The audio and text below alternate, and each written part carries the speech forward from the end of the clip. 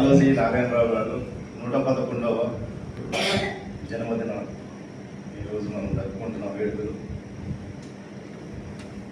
రియల్గా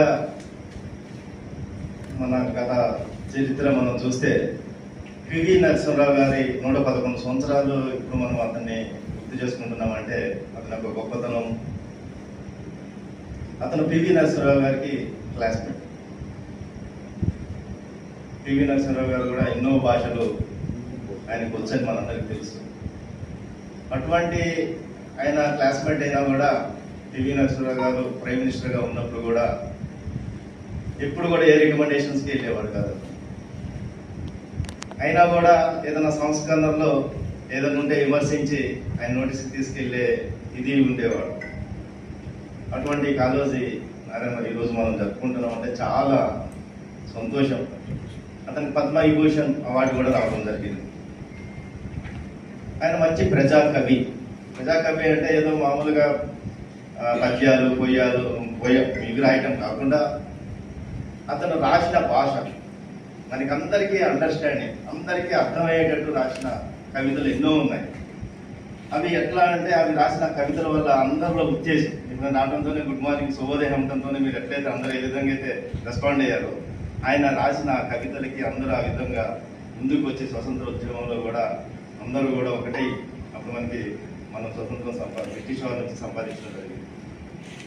దాని తర్వాత తెలంగాణ ఉద్యమం మీరందరూ కూడా చాలా మంది చిన్నపిల్లలే ఉండొచ్చు, కొంతమంది చాలా మంది కూడా మీ అందరూ కూడా పార్టిసిపేట్ చేసిన ఇదే మందపట్లకు నేను 2010-13లో శాంతిగని మేనేజర్గా ఉన్నప్పుడు ఈ వ్యాపారంలో ఈ రోడ్డు మీదనే ఎన్నో కార్యక్రమాలు కూడా చేయడం జరిగింది.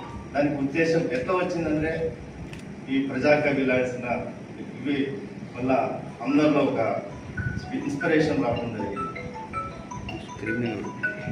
అటువంటి కవి పద్మవిభూషణ్ అవార్డు గ్రహీత మన great prime minister PV Narasimha Rao గారి క్లాస్మేట్ ఈరోజు మనం ఈ వేడుకలు జరుపుకోవడం చాలా సంతోషంగా ఉంది. మన రాష్ట్ర ప్రభుత్వం అతన్ని అఫీషియల్గా ఈ వేడుకలు జరుపుకోమని మనందరికీ చెప్పడం జరిగింది.